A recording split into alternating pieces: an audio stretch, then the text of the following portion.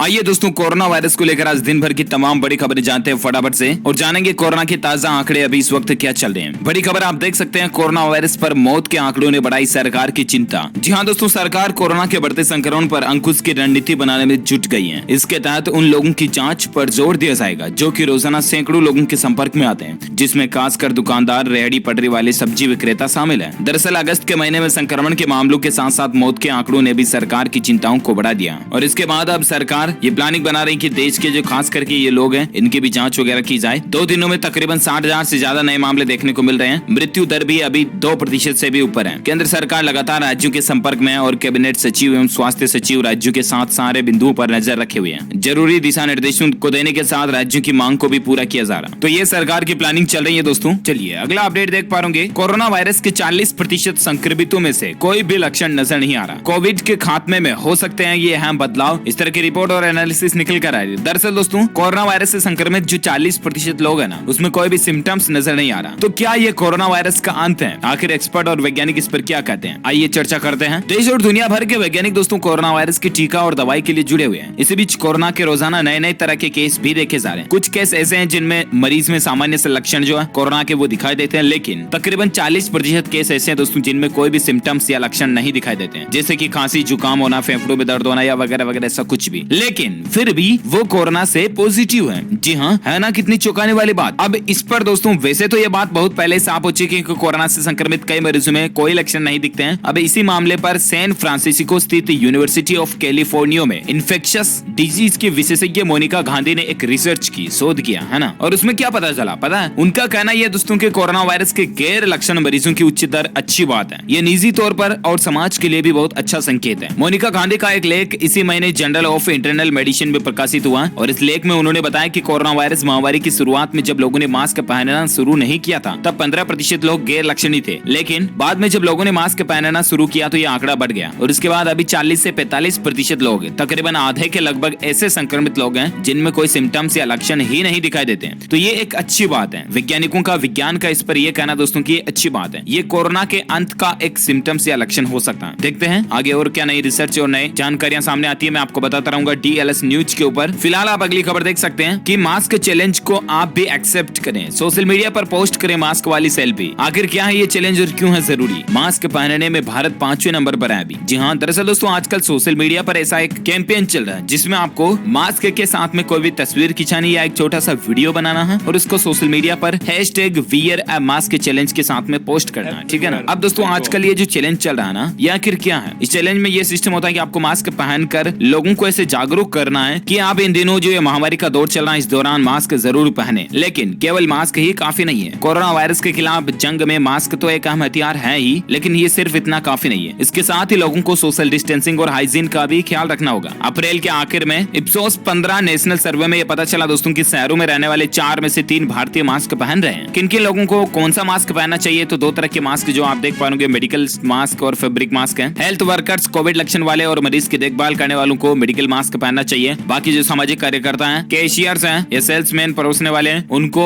Non medical mask भी पहन सकते हैं, वो फैब्रिक मास्क वगैरह भी। तो ये कुछ ज्यादा जानकारियां इसके बारे में आप स्क्रीन पर देख सकते हैं। आप भी सोशल मीडिया पर इस कैंपेन में जरूर हिस्सा लीजिएगा। WHO का भी खुद कहना है कि मास्क आप जरूर पहने, है ना। और एक बड़ी खबर देख सकते हैं कि कोरोना से भारत में अब तक 196 डॉक्टरों की भी मौत हो चुकी है। IMA की तरफ से ये रिसर्च में खुलासा हुआ। वाकई में बड़ी ही दुख की बात है कि जो डॉक्टर लोग समाज सेवा करते हैं, जो कोरोना के मरीजों का इलाज करें, उनकी भी 196 डॉक्टरों की कोरोना से मौत हो गई। जरा सोचिए आपको और हमको कितना सावधान रहने की जरूरत है। और एक खबर देख सकते हैं कि महीनों बाद खुला स्कूल और एक ही हफ्ते में 250 बच्चे और शिक्षक कोरोना से पॉजिटिव आ गए। जी हाँ, हालांकि ये खबर भारत की नहीं है, लेकिन मैं आपको इसलिए बता रहा हूँ दोस्तों ताकि आप एक ये अंदाजा लगा सके, एस्टिमेट लगा सके कि भारत में अभी भी सरकार स्कूलों को क्यों नहीं खोल रही। जरा देखिए, कोरोना वायरस में सबसे ज्यादा प्रभावित होने वाले देश में अमेरिका शामिल है। अब वहाँ पर स्कूली बच्चों पर भी इसका जानलेवा महामारी का कहर देखने को मिल रहा है। अमेरिका के जॉर्जिया जिले में स्कूल खुलने में के महज 1 सप्ताह के अंदर ही 250 से ज्यादा छात्र और शिक्षक कोरोना से पॉजिटिव पाए गए। जरा देखिए, इतनी सावधानियों के बीच भी स्टूडेंट्स और टीचर्स में कोरोना का संक्रमण कितना ज्यादा फैला स्कूलों की वजह से, राइट। और ऐसे में इसलिए भारत सरकार ने अभी भी स्कूलों को बंद रखने का जो फैसला लिया हुआ है, ये वाकई में अच्छी बात है। और एक बड़ी खबर देख सकते हैं आप कि एक्टर सतीश शाह भी कोरोना वायरस से संक्रमित हुए थे, लेकिन अब वो ठीक होकर अस्पताल से घर लौट चुके हैं। फिल्मों और टीवी के पॉपुलर स्टार सतीश शाह भी कोरोना से संक्रमित पाए गए, लेकिन अच्छी बात है कि 11 अगस्त तक वो होम क्वारंटीन में रहेंगे। अब उनका स्वास्थ्य ठीक है, उनको छुट्टी मिल चुकी है। अगला अपडेट है दोस्तों की कोरोना को लेकर देश में लाइव खबर देखिए। एक एक दिन में सबसे ज्यादा 7,19,000 टेस्ट किए गए। 80,000 जांचों के साथ महाराष्ट्र राज्य टॉप पर निकला। कुल 21,55,000 से भी ज्यादा केस भारत में हो चुके हैं, लेकिन टेस्ट की संख्या भी भारत में काफी बढ़ चुकी है। शुरुआत में हालात और आलम यह था दोस्तों की 1 लाख टेस्ट भी प्रतिदिन के मुश्किल थे, लेकिन अब अपन यानी कि हमारा भारत 5, 6, 7, 8 लाख केस जो है प्रतिदिन टेस्ट कर रहे हैं, तो ये अच्छी बात है। और एक बड़ी खबर देख सकते हैं कोरोना वायरस को लेकर, दुनिया का वो देश जहां कोरोना संक्रमित होने पर मिलेंगे 94,000 रुपए। जी हाँ, वैश्विक महामारी कोरोना वायरस से पूरी दुनिया प्रभावित है। क्या आप जरा सोच सकते हैं दोस्तों की जो वायरस से संक्रमित लोग हैं उनको सरकारें पैसा दे रही है। ठीक ऐसा ही अमेरिका में सरकार ने ये सिस्टम निकाला है जिसके तहत जो कोरोना से संक्रमित लोग हैं उनको 94,000 रुपए की मदद देने के तौर पर अमेरिका सरकार की तरफ से ये निर्णय लिया गया। अच्छी बात है। और एक खबर देख पा रहे होंगे, राजधानी दिल्ली को लेकर ये अपडेट है कि बाहरी लोगों की वजह से फिर बढ़ रहा कोरोना। स्वास्थ्य मंत्री सत्येंद्र जैन का ये दावा निकल कर आ रहा। जहाँ राजधानी दिल्ली में दोस्तों जुलाई के महीने में कोरोना वायरस की रफ्तार पर काबू पाना शुरू कर दिया था। कुछ दिन से फिर से नए मामलों की संख्या में बढ़ोतरी हो रही है। और इसी बीच सत्येंद्र जैन ने कहा कि दिल्ली में जो प्रवासी मजदूर बाहर के लोग वापस आ रहे हैं ना, इसी के चलते कोरोना फिर से बढ़ रहा है। अगला अपडेट देख सकते हैं, आंध्र प्रदेश राज्य को लेकर कोरोना वायरस के इलाज के लिए बनाए गए अस्पताल में आग लगने के बाद मृतकों की संख्या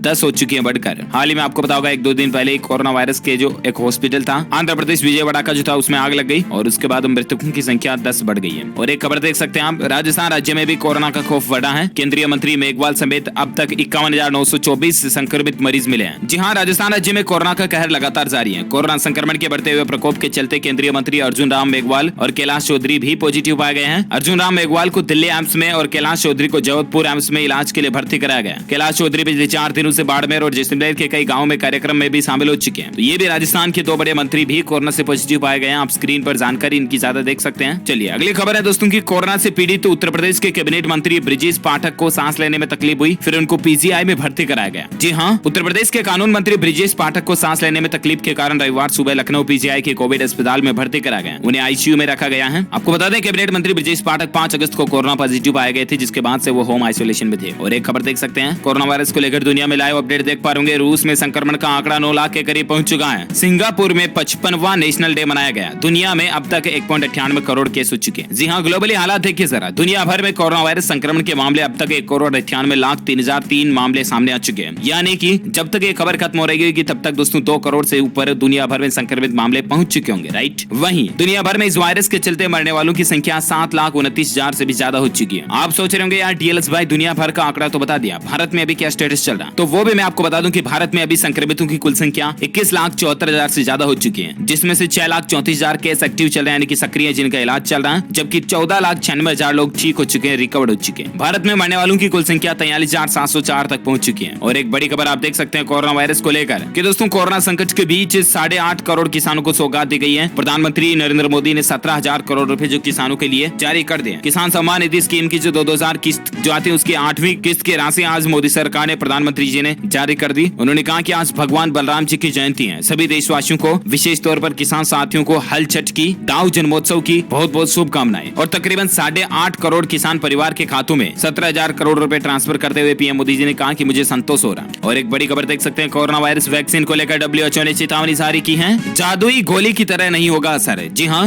विश्व स्वास्थ्य संगठन यानी कि WHO का कहना है दोस्तों की कोरोना वायरस की वैक्सीन जो है वो कोई जादुई गोली नहीं होगी, मैजिकल टैबलेट नहीं होगी, यानी कि जिसको लिया और लेते ही परी की तरह आप गायब हो जाओ, यानी कि परी की तरह आप कोरोना वायरस से संक्रमित से मुक्त हो जाओ, ऐसा नहीं होगा। दुनिया भर के वैज्ञानिकों ने कोरोना वायरस वैक्सीन के 100% प्रभावी होने पर संदेश जताया है। रूस में 12 अगस्त को इसका पंजीकरण होगा। कोरोना वायरस की पहली वैक्सीन की दुनिया भर की निगाहें टिकी हुई है। देखना यह होगा दोस्तों की 12 अगस्त को जारी होने वाली वैक्सीन कितना अच्छा असर और परफॉर्मेंस दिखा पाती है। मैं आपको अपडेट बताता रहूंगा DLS न्यूज के ऊपर। फिलहाल आप खबर देख सकते हैं कि कोरोना वायरस की वजह से पहली बार कार खरीदार या अतिरिक्त वाहन खरीदने वालों की संख्या में बढ़ोतरी हुई है। मारुति की तरफ से ये एक आंकड़ा निकल कर आ रहा है। कोविड-19 महामारी की वजह से पहली बार कार खरीदने वालों तथा दूसरा या अतिरिक्त वाहन खरीदने वालों के प्रतिशत में इजाफा देखने को मिला। देश की प्रमुख car company Maruti Suzuki India ने कहा कि इस महामारी के बीच लोग सार्वजनिक परिवहन के बजाय खुद के वाहन का इस्तेमाल करना चाहते हैं और यही एक वजह है कि ज्यादातर लोग जो कार वगैरह अपनी खुद की बाइक वगैरह खरीद रहे हैं। तो ये दोस्तों कोरोना वायरस को लेकर आज दिन भर की चर्चाएं मीडिया में सुर्खियों में अपडेट उम्मीद आपको जानने मिले होंगे। वैसे आप मुझे नीचे कमेंट करके बताइएगा कि आप कौन से राज्य में रहते हैं और आपके राज्य में कोरोना वायरस से संक्रमितों की संख्या अभी कितनी चल रही है, कमेंट में बताइए। इस वीडियो को लाइक करना, ज्यादा से ज्यादा लाइक करके अपने दोस्तों के साथ फेसबुक और व्हाट्सएप पर शेयर भी करना और साथ ही अगर आप DLS न्यूज चैनल पर पहली बार आए तो चैनल को सब्सक्राइब करके बेल आइकन जरूर दबा देना ताकि आपको रोजाना की ताजा अपडेट्स तुरंत आपके मोबाइल पर मिलते रहेंगे। थैंक यू, टक्कर, गुड बाय, जय हिंद, जय भारत, वंदे मातरम। और हाँ, अंत में आपसे एक प्लीज रिक्वेस्ट है, अम्बल रिक्वेस्ट है दोस्तों कि आप इस महामारी के दौर में मास्क जरूर लगाएं, क्योंकि आप संक्रमित होने के बाद आपके परिवार पर भी रिस्क आ सकती है। समझ रहे हो ना? तो मास्क का इस्तेमाल करें, सोशल डिस्टेंसिंग बनाए रखें और सरकार के दिशा निर्देश जो कुछ भी है WHO की तरफ से गाइडलाइंस है उनको फॉलो करते रहें। Be aware,